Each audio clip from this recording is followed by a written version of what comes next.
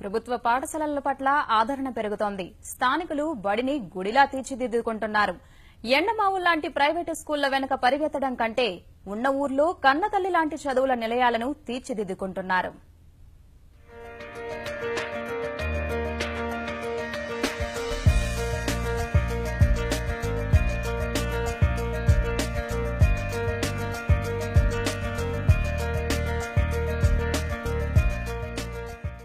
రంగారెడ్డి జిల్లా చేవెళ్ల మండలంలోని గుండాల ప్రభుత్వ పాఠశాల రూపురేఖలు పూర్తిగా మారిపోయాయి. ఏడాది క్రితం సమస్యలకు నెలవుగా ఉన్న బడి ప్రస్తుతం కార్పొరేట్ సొబగులు అందుకుంది. పాఠశాల యాజమాన్య కమిటీ చైర్మన్ గా ఎన్నికైన యాదగిరి సర్కారు బడికి కొత్త వెలుగు తెచ్చారు. గ్రామస్తుల కృషి, అధికారులు, దాతల సహకారంతో భవనాలకు మరమ్మతులు చేయించారు. ప్రహరీ నిర్మాణంతో పాటు రంగులు వేయించారు. మొక్కలు నాటి పరిసరాల్ని ఆహ్లాదంగా తీర్చిదిద్దారు.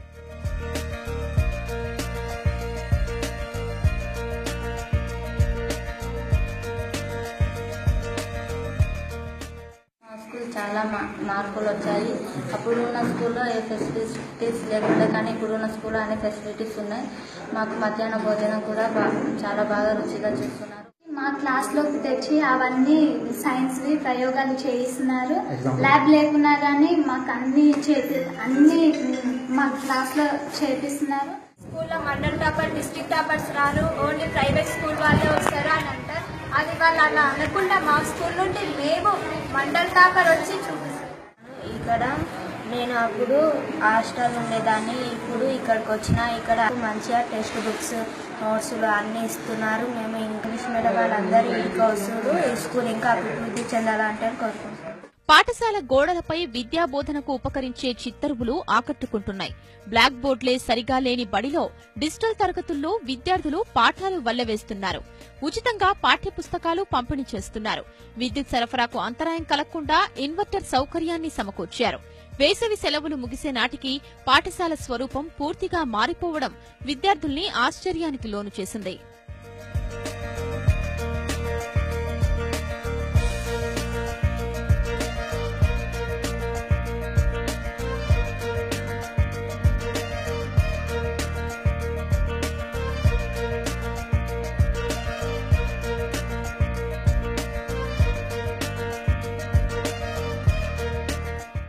అలాగే ఎండాకాలంలో పిల్లలకు ఎలాంటి బాధ ఉంటుందో అని ప్రతి ఒక్క తరగతిలో ఫ్యాన్లను ఏర్పాటు చేశారు. పాఠశాల ఎంతో అందంగా తయారైంది. వాతావరణం మంచిగా ఉంది. మాకు కంప్యూటర్ ల్యాబ్ వసతి కొంచెం ఇబ్బందిగా ఉంది. అది తెచ్చే అవకాశం మాకు చేపించాలని కోరుతున్నాను. 6 నుంచి 10వ తరగతి వరకు బోధన సాగుతున్న గుండాల ప్రభుత్వ పాఠశాలలో మెరుగైన సౌకర్యాలు కల్పించడంలో విద్యార్థుల సంఖ్య కూడా క్రమంగా పెరుగుతోంది. గతేడాది 60 మంది విద్యార్థులుండగా ప్రస్తుతం 120కి చేరింది. ఫలితంగా ఉన్నత పాఠశాలను తొలగించాలనే ఆలోచన సైతం విద్యాశాఖ అధికారులు ఉపసంహరించుకున్నారు. పిల్లలకు ఫిల్టర్ వాటరు, భోజనం చేసిన తర్వాత సబ్బు, తర్వాత బాత్రూమ్లు, లెట్రిన్ల ఫినైల్, డేటైల్ అంతా శుభ్రంగా ఉంచాలని అనుకున్నా. శుభ్రం చేసినాం. ప్లస్ గార్డెన్ పెట్టినాం. ఒక 100 చెట్లు పెట్టినాం. మామిడి, జామ, సపోటా అన్ని చెట్లు కూడా ఉన్నాయి. అన్ని పండ్ల రకాల చెట్లు ఉన్నాయి. కేజీ నుండి పీజీ వరకు చదివితే కూడా నాకు 40,000 రూపాయలు ఖర్చు రాలేదు. మా ఆయన నాకు పెట్టలే 40,000 రూపాయలు నాకు ఖర్చు పెట్టలే.